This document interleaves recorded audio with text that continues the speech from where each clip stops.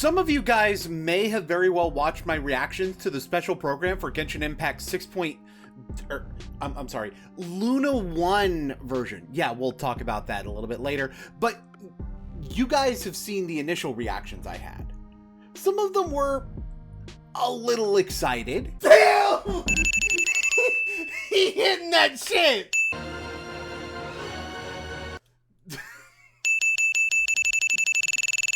But there's a reason why my videos normally see me wait a little bit longer before saying what I have to say. And that's because I want to be able to think about what I've seen a little longer and come to a conclusion that doesn't slip into the black and white, pure good, pure bad reaction, as well as address a few ways that other people are talking about it on either side of that equation to really dig into how true those things are. I've got some categories to get through here, plenty of thoughts to share, so let's not beat around the bush anymore and get into the meat of the video before most of the audience decides to dip out. I'm not going to spend a whole lot of time going into the story that we're going to be presented because, well, I don't have enough information to be able to parse if it's good or bad. I am going to address this a little bit though when talking about the characters in Luna 1. Llama and Flynn's as the new 5 stars and Aino as the 4 star that we get for free. There's an overall theme with these characters too, namely how they deal with the new lunar reactions, which are essentially reworked versions of the pre-existing reaction system based on having special not vision visions. One of the big concerns I stand by when it comes to this new system is how parasitic it could be, and to some degree locking major new mechanics behind a paywall. But first I want to address how they're going to about introducing this, because there's aspects I do like about sort of the overall order of the presentation. In theory, most if not all of the reactions in the game should be getting some kind of lunar version on at least one character, with Lunar Charge getting 2 characters in Ineffa and Flynn's thus far. The 2 they're introducing first, Lunar Bloom and the aforementioned Lunar Charge, are hydrocentric and also have the ability to intersect on a Hyper Bloom team, which is good for helping people understand the new systems as well as possible. And well, as I'm about to get into, between the new characters introduced in this version and Ineffa from 5.8, they actually kind of already have a team set up that's designed to use both reactions. So let's start with the character that's already part of this, Ineffa, because that's not really the point of this video that much. Ineffa gives us access to Lunar Charge off-fielder, so it can be used with any sort of main DPS as part of a Lunar Charge team. So what do we get in Luna 1? Well, the first half doesn't seem to have anything for a team with Ineffa, since Llama does Lunar Bloom. And I have to admit, in terms of making sense for only certain characters to allow reactions to work in this way, this makes a lot of sense. Basically, Lunar Bloom reactions create a special resource called Verdant Dew, which Llama can spend on an enhanced version of her skill. So unlike Lunar Charge just being changed the rules of the reaction itself, this gives a reaction a specified rule when used with the character. It does seem that Lunar Bloom, unlike Nilou's Bountiful Core mechanic, doesn't shut off other Bloom adjacent reactions. So, you know, already using Hydro on a team when you're using Bloom, so you get to do both Lunar Charge and Lunar Bloom as sort of a Lunar Hyper Bloom team, have access to that already powerful Aggravate reaction set. So even though Ineffa and Llama don't really interact directly, there's enough indirect reactions to make them work together, even if it's not necessarily as optimal yet. Llama also appears to primarily be a sub DPS that you swap in to use that skill and then dip on, so we've still got the potential for a main DPS slot here. That brings us to Flynn's. Ding, who is a Lunar Charge Electro main DPS. He infuses his attacks, he has a discounted burst, and is clearly built with the same stat priorities that work with Ineffa. Now, what is probably the best option here would be to pick between Flynn's and Ineffa as your Lunar Charge character and get some Blooms in to make sure that you have the Verdant Dew for Llama's skill to upgrade. But you'd need, you know, a pretty consistent Hydro applicator for that, like Jingqiu or Yellen. Or it could be this new small child that you get for free that makes a duck. Yeah, we're also getting Aino, who's a Hydro character that literally just makes a field that constantly applies Hydro, and you don't even have to pull for her, by the way. She's this region's free 4-star. I think part of the reason for this is because we're centering our first set of reactions around Hydro, so players coming in are going to want a Hydro applicator at the ready, and in order to support both lunar reactions potentially on the same team, it would be best for this character to not need an attack trigger to apply Hydro like the other best Hydro off-fielders do.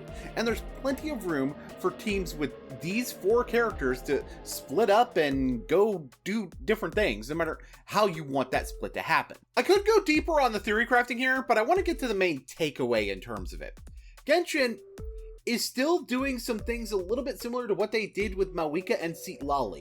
They're putting whole teams together in a couple of versions of new characters, but I think at the very least, they've learned how to make a team like what I'm going to dub Hyperlunar, not as pushed as Mawika Melt or other similar setups like that, because this probably isn't the best iteration of it. You've got plenty of options to replace Inefa, Flins, or Ino, depending on what specifically you want to do. Although Lauma is required, since it's not Hyperlunar if you don't have both lunar reactions. But you also have a pure lunar charge team that just stacks the buffs to lunar charge from Flins and Inefa. You have pure Lunar Bloom if you're one of those weird Nilu players. It's very flexible while still being designed together, and that's something I like about it. And before I move off of this, yes, I'm aware there's more than just lunar reactions going on with Nod Cry synergy.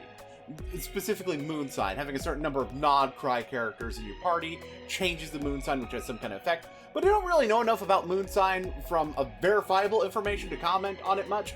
It does seem to cap at 2 characters, which is kind of a plus in my book, because that makes it a little bit less parasitic, more room to have other characters in the team. And I'd rather give more detailed thoughts about it in its own video when I do have that further information. For now, let's shift back into things that we actually do have more information on. So, for the longest time in this game, the level cap has been 90. I played enough MMOs to know that weird level caps, whatever, it's fine. It actually kind of lets you release expansions later on that will increase the level cap. It's sort of a way of doing power creep by just making all the numbers go up, and it allows for characters to universally get more powerful so that you can manage power creep more efficiently. Yeah, but that's not really the way gacha games do it, is it? Nah, the level cap's the level cap. New characters that are introduced break the cap, and at best you eventually get something added to pre-existing characters that just bumps things up. Dragon Ball Z Dokkan Battle has probably one of the best forms of this, at least sometimes. They'll introduce some new form of awakening that a new character will already have access to, and slowly start giving it to selections of older characters in later events. But then there's how Genshin's doing, which, to be quite honest, I was more excited for as it was happening, simply because of the level cap going up being something I never thought Genshin would actually do. So, if you have a C6 5-star, you get something called a Masterless Stella Fortuna if you pull them again. And if you get a total of 3 of these, then you can level from 90 to 100. 1 Masterless for 95 and 2 from 95 to 100. No XP books required. That's, fine. The real point of complaint for people is that this seems to be a whale-only thing, since most free-to-play players aren't going to get access to them, or at the very least, not very often, depending on how frequently 50/50 screws somebody over with a C153 Chi-Chi. And that's incredibly valid. But I want to consider another aspect of this. Level 100 isn't all that substantial of a power boost. One of the characters I've been maining for years, Zhao, is someone that I actually have no intentions of taking to level 100. And that's because of things that get boosted by level, and how they aren't really that important for a character that relies more on personal damage than reaction damage.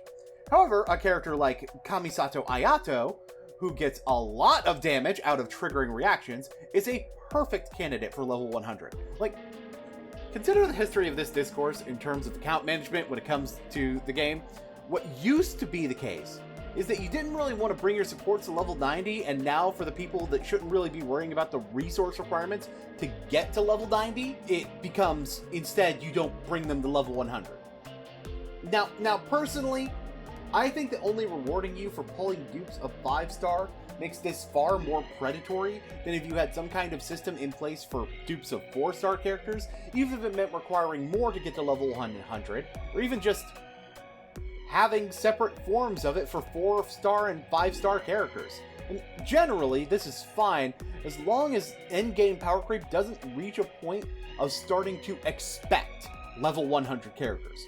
I mean, knowing Hoyoverse with Stygian Onslaught, that might be exactly what happens, but that's more so an issue with how Hoyoverse handles Genshin power creep rather than an issue with the system behind level 100 itself. If it's an optional whale power boost, that's fine. If it starts becoming more mandatory, that's when it's a problem. But then again, I suppose there's one way to get those C6s faster so you can get those Masterless Stella Fortuna, and that's with the new system that lets you earn constellations for characters every 12 weeks as long as you play the game. Like, I've seen some talk about creating FOMO with giving you rewards for stuff like using 120 resin and doing daily commissions every day, and y'all know this shit takes like 30 minutes at max per day, right? And that's if you're taking your dear sweet time. And especially now with the ability to skip daily commissions by using resin, it really strikes me as weird that having a login bonus that doesn't call itself one is somehow FOMO, when literally every game you're saying is better than it does this, but whatever. Basically, if you do the daily thing for 8 out of 12 weeks, you get a 5-star constellation. But, well, there's a catch. Because of course there is. Because something I'd like to note, no other current game is doing this. At least not to my knowledge. There may be an obscure game that I'm not as aware of that's doing it. I'm not 100% in gacha, sorry. So, the trick is that the pool of 5 stars is older characters specifically from the first 3 mainline versions of the game. And there's 7 characters in that pool that are also left out. The Archons of the first 4 regions, Alhaitham, Yelan, and Kazuha. I feel that part of this is to have mainly... I feel that part of this is to have many of these older characters that have less pressure to need to be put on a banner. So that way the space for banners can be reserved for characters that are, well, in higher demand. And thus part of the reason that people feel these 7 characters in particular were left off is because of the fact that they are too good. And, well, I'm not necessarily going to argue with the concept in general that these characters being ones that people are more likely to want to pull on is why they aren't in the first rollout of this system. I guess you could argue that it's trying to fish money out of your pockets for the characters you really want, but I'd also argue that it's not really more of that than any other gacha game would do, Hoyo made or otherwise. But I want to deep dive on, well, how the intent to rerun these characters more frequently is actually part of the equation. So, easiest way to talk about this is with the Archons, because there's an Archon either rerun or introduced as a playable in nearly every version of the game, with the last 2 exceptions to this being 5.8 and 4.8. They literally do it every version other than the last in each year, when there were only 5 Archons during 4.x. This wasn't always the case, but even then you had Archons in 6 out of 9 4.x versions, and 3.x still had 5 out of 9 with only 4 Archons in question. So clearly the Archons are going to get an amount of rerun frequency where those who want to work towards C6ing them are not going to need to rely on this system in order to do so, and can just save for the specific characters that they're after. So let's talk about this pattern with Alhaitham, Kazuha, and Yelan in the mix. So the first thing I want to point out is this. Yelan is getting rerun in the version that introduces this. Can you imagine how much it undermines both Yelan's banner and this system to say that you could get that C1 Yelan in a couple of weeks instead of spending pulls? And we don't know how frequently these characters are going to be added to this thing. So for all we know, Luna 3 is going to come with an update like, surprise, you can pick Yelan now. And while I doubt they're going to do that, and it'll probably be next year at soonest before Yelan gets added to this, No, it doesn't make sense to me to introduce a free constellation system only to then immediately put the character on banner alongside a new unit, Chronicled Wish aside. It does the same thing as putting Yellen on the constellation system does for that system, except even worse because you're doing it for the actual banner where people actually would have the option to spend money if they want more out of it. It makes any decision that the vast majority of players should be making so obvious that there may as well be no choice at all. Now Kazuha's a little bit more interesting. His last appearance on banner was 5.0, so in theory, he's actually a little bit overdue for a rerun, but he was just on the Chronicle Wish banner, so chances are they're going to wait a little bit longer before putting him on an event wish. Yellen went 6 versions after being on Chronicle Wish before she was given her own banner again. Shenhe went 4, so I'm going to presume an average of 5 versions between Chronicled Wish and rerun. Say Luna 3 is the most likely time for Kazuha to show up. Now, the point where pointing out characters are getting rerun doesn't really add up as much with my case is with Alhaitham, who was last run in 4.7 and is about to have a Chronicled Wish, as that amount of gap lines up well with a character like Klee, for example, that just plain hasn't gotten a rerun since Chronicled Wish a long time ago. Alhaitham is a Dendro DPS though, and not standard banner like Tainari. So in theory, he's one of only a very small number of characters they have to fill in a slot for a 5-star Dendro character to rerun, let alone a DPS. I mean, let's really think about this for a second. When it comes to Dendro reruns, we have him, Baiju, Emily, and Kadich. So, of who they could afford to leave out of that rotation, they really only had to choose between Baiju and Alhaitham. And, well, maybe the point where they want to run a Dendro 5-star is a point where they want to rerun a character to be a DPS to go alongside a new character that's more of a support. So, I think that Alhaitham is for sure being rerun this year. So that's why he's not on it. And the real problem going on with a lot of this, Genshin has way more characters than the number of banners that they realistically have. Giving people some amount of access to every character every year is getting harder and harder, kind of impossible. And this is a means by which they are hoping to at least rectify part of that. Could it be better? Hell yes. Put more characters on it. Like, already have a plan for the whole year of who you're going to rerun, and basically every character that's not on that, put them on here. But I'm going to call the good parts of it good when they are good, and I'm going to attempt to understand why the bad parts are there and how necessary from a business standpoint they really are.